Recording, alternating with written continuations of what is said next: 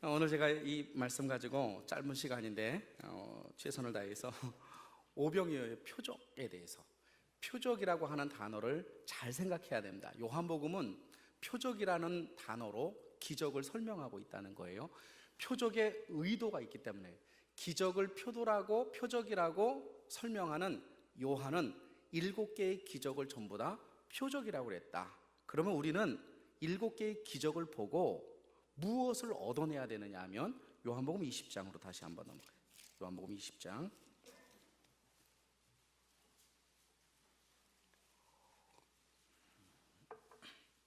30절 제가 읽겠습니다. 잊지 마셔야 합니다. 30절, 예수께서 제자들 앞에서 이 책에 기록되지 아니한 다른 표적도 많이 행하셨으나 오직 이 표적을 기록함은 너희로 예수께서 하나님의 아들 그리스도이심을 믿게 하려 하며, 그리스도이심을 믿게 하려 함이로, 예수가 또 하나 너희로 믿고 그 이름을 힘입어 생명을 얻게 하려 함이라는 거예요. 그러니까 우리가 예수를 믿는 것은 영적인 생명을 소유했으며, 우리의 삶에 기적의 응답들이 나타나는 것도 결국은 기적을 목적으로 하는 것이 아니라 그걸 통해서 생명 되신 예수를 품고 살아가야 된다라고 하는 거예요. 어두운 시대에 우리가 살 수 있는 비결은 영성이다 그랬어요. 우리가 이 땅을 살 때 우리에게 필요한 것이 있다면 그것은 영성이다. 그래서 예수님은 제자들에게 지속적으로 내가 누구인지에 대해서 그 12명의 제자와 모든 사람들에게 지속적으로 반복적으로 가르쳤어요. 그런데 제자들은 지속적으로 반복되는 예수님의 기적과 표적과 가르침을 듣고도 예수가 그리스도다라고 하는 영적인 은혜보다도 마치 이스라엘 백성이 애굽에서 모세를 따라 출애굽했던 것처럼 육신적으로 로마에서부터 독립되는 것만을 바랬던 거예요, 예수님에게. 그러니까 예수님은 지속적으로, 그래, 내가 로마에서 너희들을 벗어나게 할 수도 있긴 하지만 나는 너희를 하늘에 있는 생명을 주기 위하여 이 땅에서부터 벗어날 수 있도록 영생을 주러 오신 분이다. 이거를 지속적으로 말씀하신 거예요. 자, 그렇다면 오늘 여기 예배드리러 오신 여러분도 혹시 예수님을 믿고 이 자리에 오셨는데 어떤 목적을 가지고 오셨어요? 여러 가지. 내 삶의 건강의 문제도 있고, 가정의 문제도 있고, 자식의 문제도 있고, 나 자신의 문제도 있긴 하지만 그럼에도 불구하고 그 모든 것을 극복하고 이길 수 있는 것은 오직 생명된 예수 그리스도를 만남으로 이루어질 줄로 믿습니다. 그래서 그 생명을 소유하는 것, 하늘의 생명을 소유하는 것, 이것이 오늘 본문에서도 우리에게 지속적으로 이야기하는 것이다 라고 하는 거예요. 오늘 본문은 우리가 너무나도 잘 알아요. 예수님이 디베리아 바닷가, 그러니까 갈릴리 호수에서 건너편으로 넘어갔는데 누가복음에 보면 거기가 베세다다. 베세다 들녘에서 예수님이 그곳에 도착하니까 많은 사람들이 예수님을 기다렸던 거예요. 예수님을 막 쫓아가요. 왜 예수님을 쫓아다녔느냐? 예수님은 일반 바리새인들과 서기관들이 가르치는 것과 달랐기 때문에 그랬어요. 그분에게는 권세가 있었어요. 그렇다면 그 당시에는 예수님 말고 리더십들이 없었느냐? 네, 없었어요. 헤롯이라고 하는 분봉왕, 돈 받고 로마에 앞잡이했던 사람들, 세관원들, 이런 사람들 다 돈 받고 그냥 착복하는 이런 사람들이 많았어요. 시대가 어두워진 시대, 어떤 시대? AD 30년 로마로부터 속국이 되어서 로마의 압제하에 있었고, 많은 사람들에게 소망을 일으킬 수 있었던 리더가 없었던 그 시대에 어느 날 갑자기 혜성과 같이 예수님이 등장한 거예요. 그러니까 많은 사람들이 예수님을 쫓아다니는데 다르거든. 옛날에 우리를 가르쳤던 그 진리와 그 바리새인과 서기관인과 예수님의 모습, 예수님이 가르치는 건 다르거든. 저분이 우리의 리더다, 저분을 쫓아가면 우리가 살겠구나 하고 많은 사람들이 3년 동안 예수님을 쫓아다닌 거예요. 이 나라의 진정한 문제는 리더가 없다는 거예요. 그것이 교계의 리더가 없다는 것과 정치의 리더가 없다는 것과 또 경제의 리더가 없다는 것, 이것이 어쩌면 이 당시하고 이렇게 일맥상통한지 몰라요. 우리도 지금 종잡을 수 없는 어둠의 시기를 살아가고 있는데 이 하나님의 이 말씀이 저와 여러분 삶 가운데 정말로 생명의 힘을 더하게 해 주실 줄로 믿습니다. 자, 오늘 본문 속에서 그렇게 예수님이 벳세다 광야로 딱 들어갔는데 많은 사람들이 예수님을 쫓아왔어요. 몇 명이 쫓아왔느냐? 장정만 5천 명이라고 그랬어요. 그 당시 디베랴 갈릴리 지역에는 크게 5개의 도시가 있었는데 제일 큰 도시가 가버나움이라고 하는 도시였고, 그 다음에 벳세다라고 하는 도시였는데, 가버나움이라고 하는 도시의 인구가 몇 명이었느냐면 15,000명밖에 안 됐어요. 벳세다 끼깨봤자 8,000에서 10,000명, 아니 그것도 안 될 수도 있어요. 5개 도시 전부 다 합쳐봤자 6만 명에서 7만 명밖에 되지 않아요. 그런데 벳세다 들녘에 예수님께 나온 사람이 장정만 5,000명이라고 한다면, 그 당시 인구 분포도를 따지자면 남자, 여자, 아이들 합쳐서 그냥 노멀하게 작게 2만 명을 추정해요. 그러면 거의 가버나움 인구 플러스 벳세다 인구의 거의 대부분이 누구를 쫓아온 거예요? 예수님을 쫓아온 거예요. 예수님은. 왜? 예수님이 소망이고 예수님이 희망이니까. 그 예수님이 그들을 바라보시면서 그들에게 하나님의 말씀을 증거하셔야 되는데, 이상하게 오늘 본문에 보면 어떤 말씀을 하시느냐면 5절, 예수께서 눈을 들어 큰 무리가 자기에게로 오는 것을 보시고 빌립에게 이르시되 우리가 어디서 떡을 사서 이 사람들을 먹이겠느냐? 이렇게 빌립에게 질문을 해요. 여러분, 예수님 좀 이상하지 않아요? 2만 명의 사람이 예수님의 설교를 들으려고 그 자리에 왔다면 밥 한 번 안 먹어도 되잖아요. 밥 2끼 안 먹어도 되고 3끼 안 먹어도 되고, 칠병이어 속에는 3일 동안 굶었어요. 그죠? 그러니까 밥 먹는 게 중요한 게 아니라 예수님 따라다니고 예수님의 말씀을 듣고 예수님의 음성과 그의 교훈을 듣는 것이 중요한 것 아니겠어요? 그런데 예수님은 이상하게도 그들에게 밥을 먹이신다는 거예요. 밥을. 요한복음은 1장, 2장, 3장, 4장, 5장, 6장, 우리가 지금 보는 4번째 장이 6장인데 예수님이 1장부터 시작해서 6장까지가 3년이 흘러간 거예요. 3년이. 그런데 요한복음은 참 독특하게 구성이 되어 있는데 1장과 2장은 뭐 제자를 부르고 이런 사역이 있지만 3장에서는 니고데모를 만나서 뭘 얘기해요? 거듭남이 뭐냐? 우리가 어떻게 거듭나야 돼? 영적인 걸 이야기해요. 4장에서는 사마리아 여인을 만나가지고 생수의 강을 먹어야 너희가 영원히 목마르지 않는다. 영적인 걸 이야기해요. 근데 5장에 오면 영적인 거 얘기하지 않고 무슨 얘기하냐? 육신적인 거 얘기해요. 38년 된 안진뱅이가 일어난 육적인 필요를 채워주시는 예수님에 대해서 이야기하고, 6장에 넘어와서도 영적인 거 얘기하지 않고 그들이 배고픔을 달래주는 예수, 육적인 것, 생계를 채워주는 예수에 대해서 우리에게 보여주셔요. 이 4장을 우리가 종합해서 교훈을 찾아낸다면 예수님은 우리의 필요를 채워주시는데 영적인 것과 육적인 모든 것을 채워주시는 분인 줄로 믿습니다.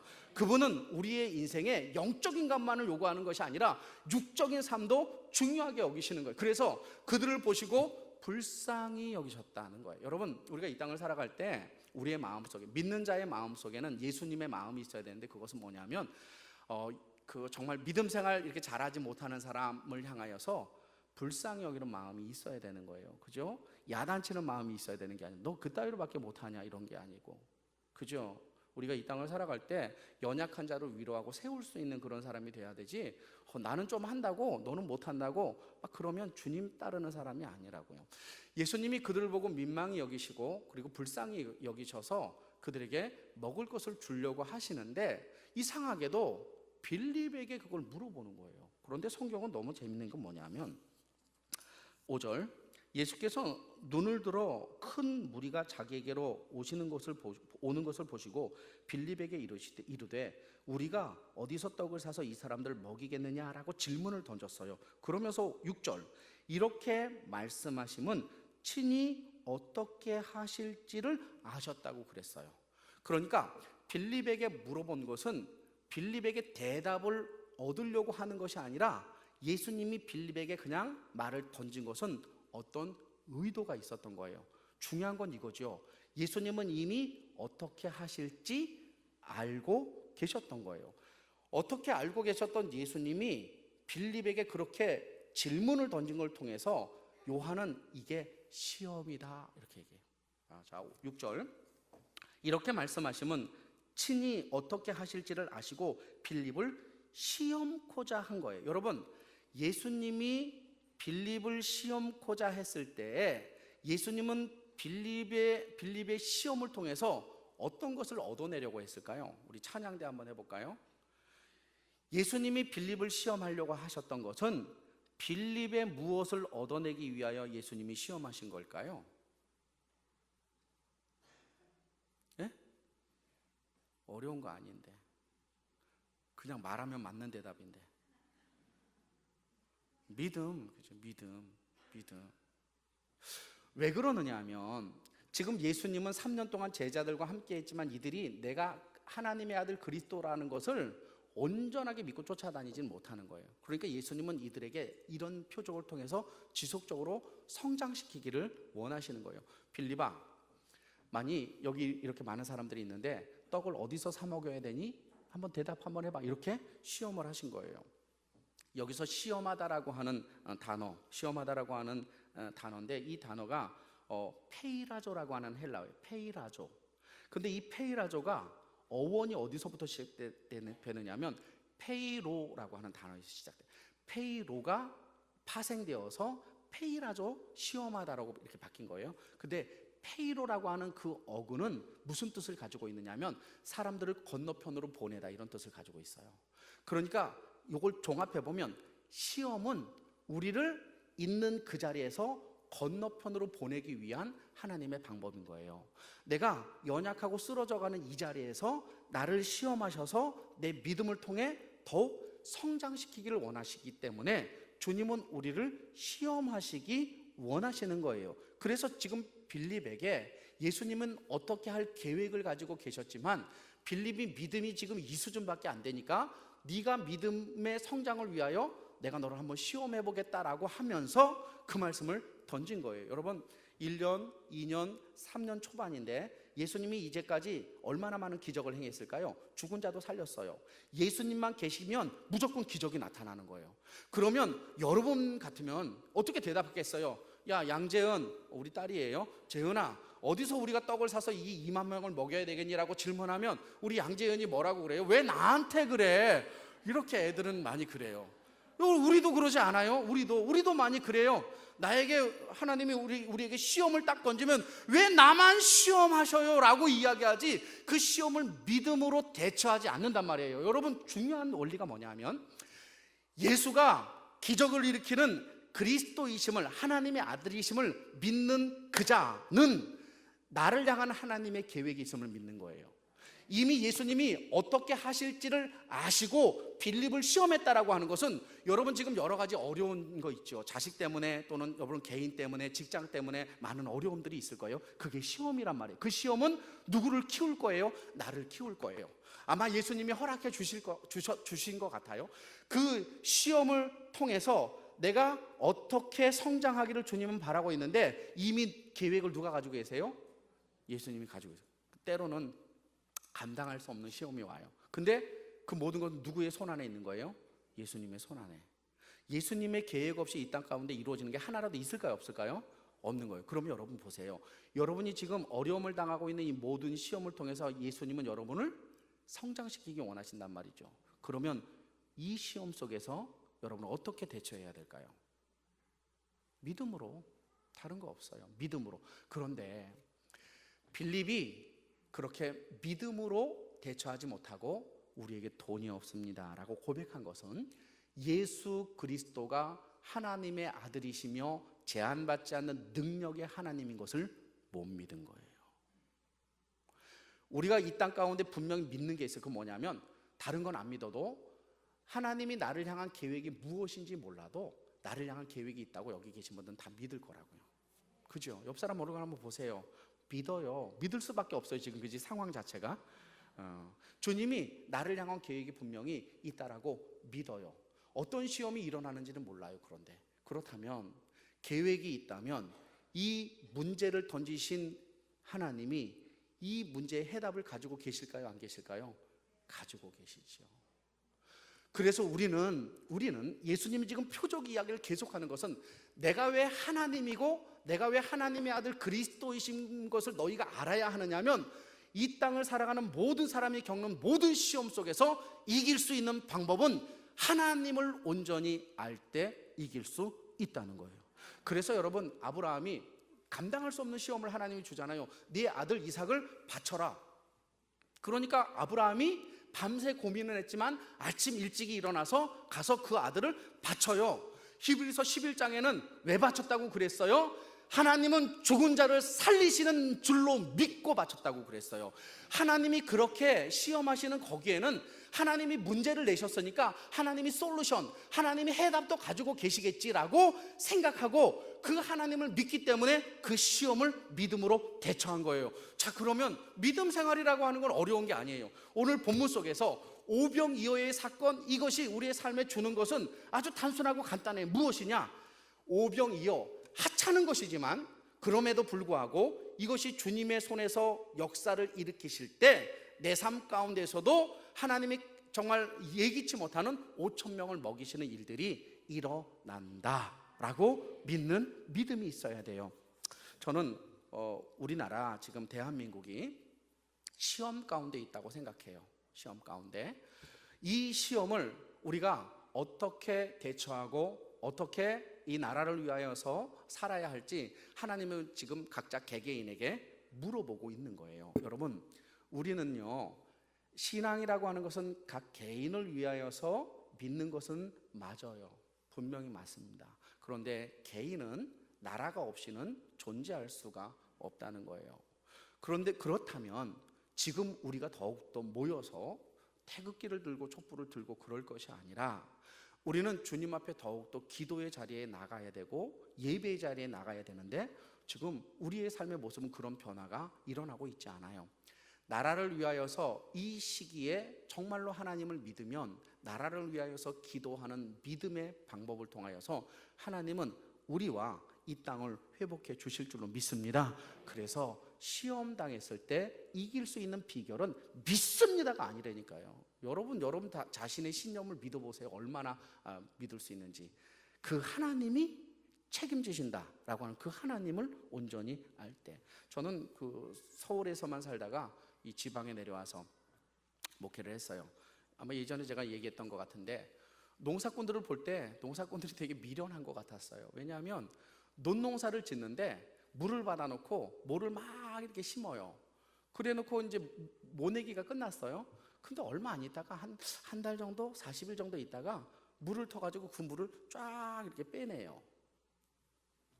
그래서 바보 아니야? 왜 빼내지? 근데 또 한 달 반 정도 지나니까 또 다시 물을 채워.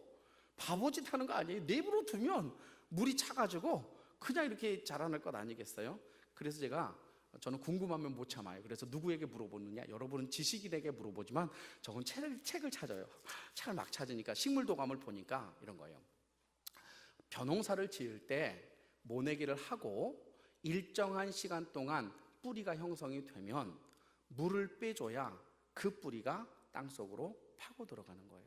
만약에 물 빼는 시기를 놓치면 어떤 일이 벌어지느냐? 수확량의 감소와 청미가 생긴다 그래요. 청미는 뭐냐? 파란 쌀, 익지 않은 쌀이 생기는 거예요. 그래서 농사의 비결은 뭐냐? 물을 언제 댔다가 언제 빼느냐가 중요하다는 거예요. 저는 신앙도 마찬가지라고 생각해요. 여러분, 우리의 인생 속에 시험과 어려움이 있는 것은 하나님의 물빼기예요. 하나님의 물빼기.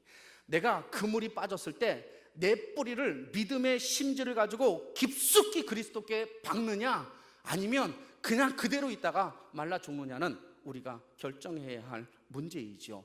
여러분, 예수 그리스도를 믿는 자는 영생의 능력과 기쁨이 넘칠 줄로 믿습니다. 그리고 우리의 인생을 하나님이 더해 주세요. 저는 이 말씀을 볼 때 불쌍하고 먹지 못한 이자들이 예수님 한 분으로 어떻게 되었느냐? 오늘 본문에 보면 13절 이에 거두니 보리떡 5개로 먹고 남은 조각이 12바구니나 되었다라고 하는 거예요. 여러분, 주님은 제한받지 않습니다. 하나님은 제한받지 않습니다. 우리가 그분을 믿는 그 삶 속에 물고기 2마리와 떡 5개가 다 먹이고도 12바구니나 이렇게 남는 풍성함으로 바뀌는 거예요. 저에게는 이 오병이어의 표적을 볼 때마다 생각나는 집사님이 계셔요. 지금은 장로님 되셨는데 그분은 얼마나 못 살았는지 애들이 짜장면 사주세요 그러면 짜장면 집에 가면 부부 2, 애들 3, 5명이 가면 짜장면 한 그릇 시켜요. 한 그릇 딱 시켜가지고 애들한테는 3분의 1씩 이렇게 나눠서 주고 자기 두 부부는 구경해요. 이렇게 다 구경해. 그러면 이제 애들이 엄마, 아빠도 시켜 먹어. 이렇게. 누가 시켜 먹을 줄 몰라서 시켜 못 먹어? 그럴 때 이 두 분들이 이렇게 얘기했대요. 우리는 벌써 먹었어. 너희 먹어. 이렇게. 그분이 저에게 그 얘기할 때 눈물을 글썽글썽. 남자 집사님이셨는데 그때를 생각하면 너무 힘들어가지고 우리는 먹었으니까 너희들 먹어 하면서 자식이 이렇게 먹는 거 보고 자신들이 배가 불렀다 이렇게 고백해요. 근데 이분이 참 믿음 생활 되게 열심히 해요. 근데 그 전도를 되게 열심히 잘하는데 나중에 저기 어디야 조함 쪽 여기 수원 바로 밑에 봉담 산에 이분이 땅을 사가지고 공장을 하나 했어요. 20년 전에. 근데 거기가 대박이 난 거예요. 이 얘기가 정말 여러분 가슴에 오죠, 그죠? 대박이 난 거예요. 지금은 장모님이고 전도하면 1등, 그분은 전도하면 1등 이런 거예요. 우리의 인생 속엔 하나님이 못하실 일이 없어요. 우리의 삶이 지금 비록 어렵고 힘들어도 주님만 붙잡으면, 예수가 누구인지 알면, 하나님이 누구인지만 정확하게 붙잡으면 하나님이 모든 것들을 통해서 하나님의 살아 역사하심을 우리에게 베풀어 주실 줄로 믿고, 저는 12광주리가 저의 인생에 남을 것이다. 여러분의 인생에도 그런 풍성한 은혜가 넘치게 될 줄로 믿습니다. 기도 한번 합시다. 말씀을 붙잡고 기도하겠습니다. 주님, 오병이어의 표적을 통하여 다시 한번 예수를 붙잡게 하여 주시옵소서. 같이 한번 기도합시다.